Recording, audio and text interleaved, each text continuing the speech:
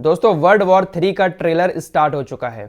Middle east में इस वक्त जिस तरह के हालात हैं उसको देखकर तो यही लगता है कि बहुत जल्द तीसरा विश्व युद्ध शुरू होने वाला है।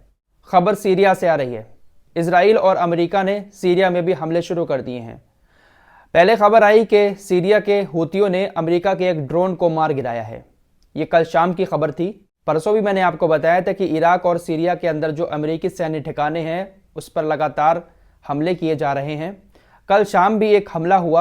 अमेरिका के रिमोट से चलने वाले एयरक्राफ्ट AMQ-9 को हूतियों ने निशाना बनाया और पूरी तरह से उसको नष्ट कर दिया। ये खबर अभी आई थी कि फौरन ही एक खबर आ गई कि अमेरिका ने भी अपने फाइटर जेट के जरिए सीरिया में ईरानी ठिकानों पर एयर स्ट्राइक की है और इसमें कई सारे लोग मारे गए हैं। 9 लोगों की मौत कंफर्म हो चुकी है, लेकिन मरने वालों का आंकड़ा और ज्यादा बढ़ सकता है। अमेरिका के फाइटर जेट ने ये जो हमले किए हैं वो ईरान समर्थित मिलिशिया की तरफ से इस्तेमाल किए जाने वाले हथियारों के गोदाम पर किए हैं। अमेरिका ने 2 F-15 फाइटर जेट की मदद से ईरान के रिवोल्यूशनरी गार्ड से जुड़े हथियारों के गोदाम पर हमला किया है। इस बात की जानकारी खुद अमेरिकी रक्षा मंत्री लॉयड ऑस्टिन ने दी है। उन्होंने इस कार्रवाई के बाद कहा कि अमेरिकी सैनिकों की सुरक्षा से बढ़कर हमारे लिए कुछ नहीं है और ये जो हमने बदला लिया है ये एक इसका सबूत है। हम अपनी सैनिकों की सुरक्षा के लिए कुछ भी कर सकते हैं। तो पूरे मिडिल ईस्ट में अमेरिका ने अपने सैनिकों को बिछा रखा है। किस देश में अमेरिका के कितने सैनिक हैं मैंने आपको कल बताया था।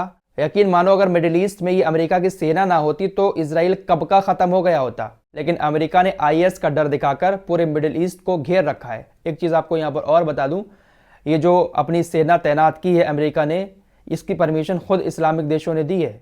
इराक, ईरान, सीरिया, सऊदी अरब, जॉर्डन, ये जितने भी इस्लामिक देश हैं आसपास के, इन्होंने खुद परमिशन इसलिए दी है क्योंकि एक समय यहाँ पर IS का राज चलता था। इस्लामिक स्टेट एक आतंकवादी संगठन घोषित है, यहाँ पर राज चलता था और वो संगठन ऐसा था कि इन देशों की सरकारों पर भी हमले करता था। पूरे मिडिल ईस्ट में अपना राज करना चाहता था।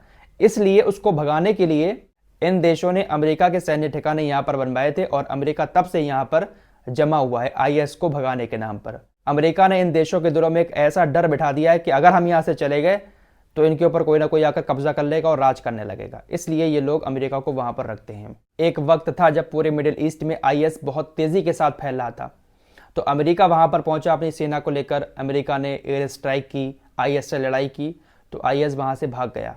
इसलिए ये देश अमेरिका को और ज्यादा अपना बाप मानते हैं। फिलहाल ये जो कुछ भी हो रहा है ये दुनिया के लिए अच्छा नहीं है और बहुत जल्द देखना यही सब कुछ चलता रहा तो विश्व युद्ध 3 शुरू हो जाएगा। रूस की सुरक्षा परिषद के सचिव निकोलाई ने कहा है कि इस वक्त यूरोपीय देश जिस तरह की नीति अपना रहे हैं, इसराइल का खुलकर साथ दे रहे हैं, इसराइल परमाणु बम की धमकी भी देता है तब भी कोई जुबान नहीं खुलती इनकी तरफ से।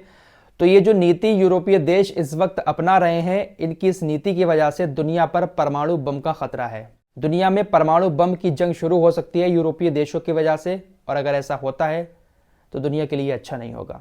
फिलहाल इस वक्त मिडिल ईस्ट में काफ़ी हलचल मची हुई है। इसराइल लगातार अभी भी बमबारी कर रहा है और अब कतर बीच में आया है, हमास और इसराइल के। कतर ने एक सुझाव रखा है हमास के सामने और इसराइल के सामने कि हमास आपके 15 बंधकों को रिहा करेगा, इसके लिए आपको 1 या 2 दिन का सीज फायर करना होगा। इसराइल के सामने ये शर्त रखी है, 15 बंधकों की रिहाई के बदले 2 दिन का सीज फायर। 2 दिन का सीज फायर करने के बाद फिर क्या इसराइल मान जाएगा? फिर हमले शुरू कर देगा। ये ऐसी छोटी मोटी बातों से लड़ाई खत्म होने वाली नहीं है। दुनिया को बैठकर बीच का रास्ता निकालना होगा। जो 2 नेशन पॉलिसी है उसको अप्लाई करना होगा, तभी ये जंग रुक सकती है, वरना ये जंग ऐसे ही चलती रहेगी। और अमेरिका जब तक वहां पर मिडिल ईस्ट में बैठा है, पूरी जिंदगी ये जंग कभी खत्म होने वाली नहीं है। तो ये कुछ ब्रेकिंग न्यूज़ थी जो आपके सामने रखी। मिलते हैं एक और नए वीडियो के साथ, तब तक के लिए अपना ख्याल रखिए।